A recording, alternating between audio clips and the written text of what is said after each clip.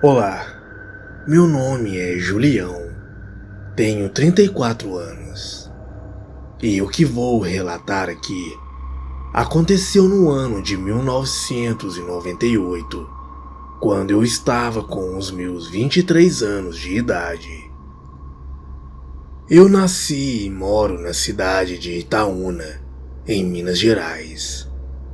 Eu tenho um tio que também mora aqui em Itaúna, mas tem um sítio que fica na cidade de São Sebastião do Oeste, que fica a uns 60 quilômetros daqui.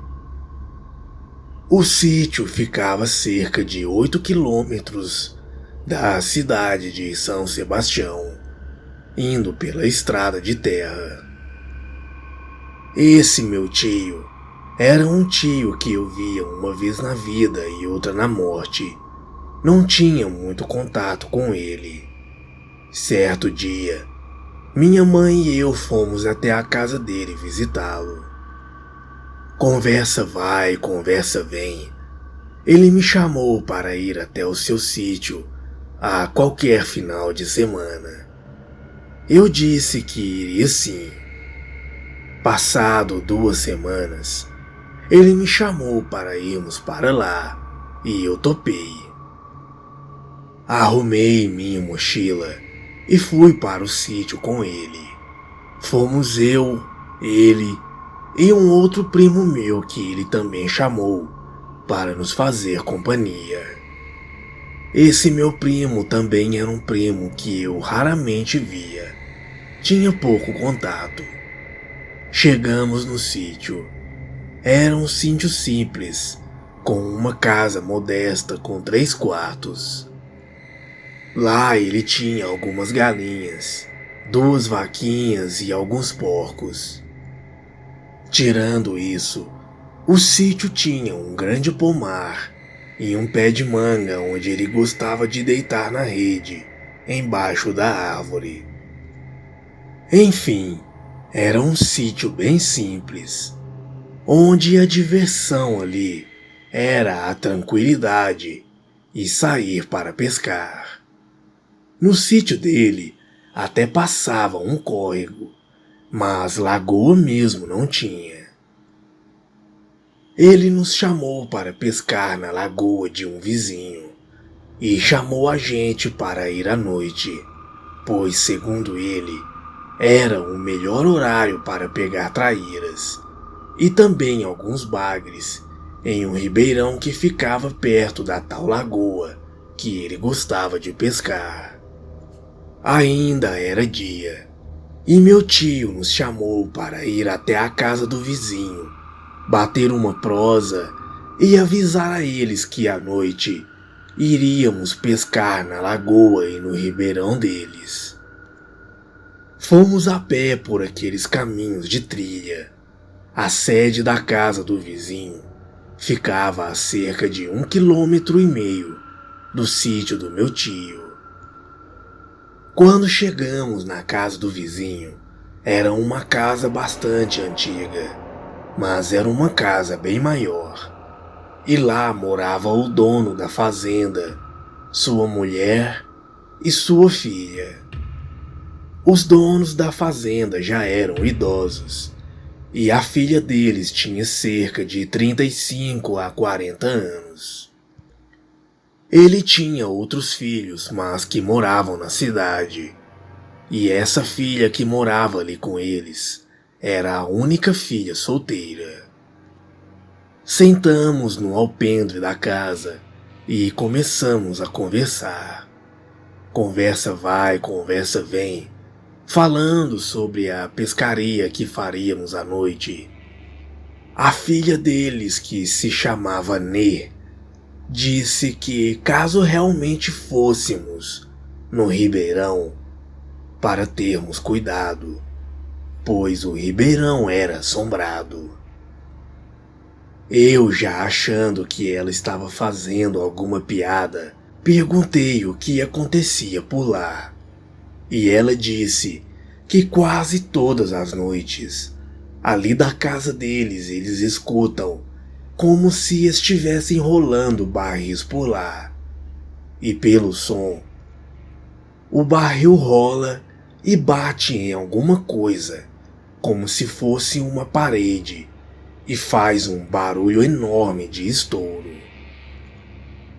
E ela disse que nenhum deles ali tiveram coragem de ir até lá para averiguar o que era realmente, mas algumas pessoas ali da região disse que já foram lá conferir e que realmente viram barris surgindo do nada e indo para cima deles, estourando e fazendo um barulho ensurdecedor. Eu, achando que era piada, ainda brinquei.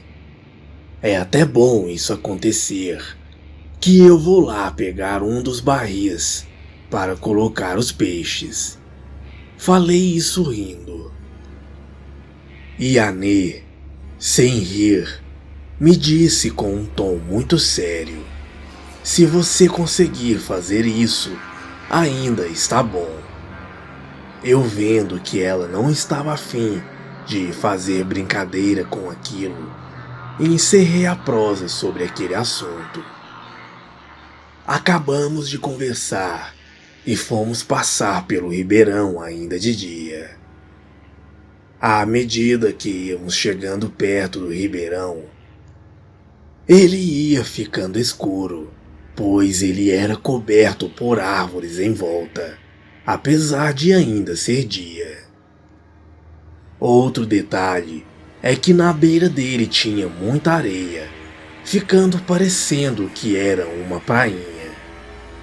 Conhecemos o ribeirão e a lagoa que pescaríamos mais tarde e voltamos para o sítio do meu tio. Quando anoiteceu, esperamos dar por volta de umas 9 horas da noite. Jantamos, colocamos calças e botas e, depois de ajeitar tudo, fomos para a lagoa primeiro.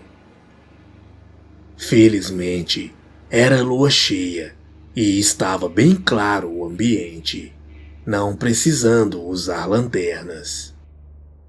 Ficamos por lá um bom tempo e pescamos algumas traíras. Já estávamos pensando em ir para o ribeirão e foi quando fiquei impressionado. Eu comecei a escutar um barulho vindo do ribeirão, exatamente o barulho que a Nê havia nos descrevido. Era como se um barril muito grande rolasse por cerca de 5 segundos e logo em seguida estourava em alguma parede. Eu, meu tio e meu primo começamos a olhar uns para os outros, totalmente assustados, sem falar nada, apenas escutando aquilo.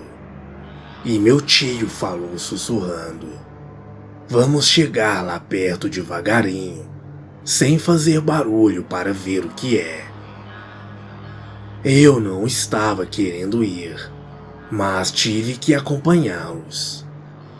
E a cada passo que dávamos em direção ao ribeirão, aquele barulho ia ficando cada vez mais alto. Nisso já vinha 1000 coisas na minha cabeça. Eu pensava: a Nê deve estar na cama dela, escutando esse barulho ao longe. E nós aqui, indo em direção a essa coisa. Porém, apesar de estarmos ouvindo aquilo tudo, não víamos nada, e cada vez chegávamos mais perto da areia. Foi quando, de repente, o barulho parou do nada. Só ouvíamos o silêncio. Nessa hora, eu engoli uma saliva e podia ouvir o meu coração batendo disparado. E após alguns segundos de silêncio, o barulho volta novamente. O barulho de um barril rolando, mas agora ele estava vindo em nossa direção. Era um barril enorme, de mais ou menos 1,5 metros de altura. Quando vimos aquilo, nós três saímos correndo, gritando sem olhar para trás. Quando chegamos perto da lagoa novamente e olhamos para trás, não tinha nada atrás de nós, e aquele barulho continuava no ribeirão. Um barril rolava e estourava em seguida. Acontecendo sempre a mesma coisa, um barril atrás do outro. Eu já falei, vamos embora, e meu tio concordou. Fomos embora dali totalmente apavorados. Quando chegamos no sítio, não conseguimos dormir. Ficamos os três na sala a noite inteira, comentando sobre o ocorrido. No dia seguinte, voltamos na fazenda da Nê e falamos o que aconteceu. Mas o que é estranho é que toda história tem uma lenda por trás. Porém, naquele ribeirão não tem nenhuma lenda dessa. Ninguém morreu por ali nem nada parecido. E até hoje, esse fenômeno é um mistério. Boa noite.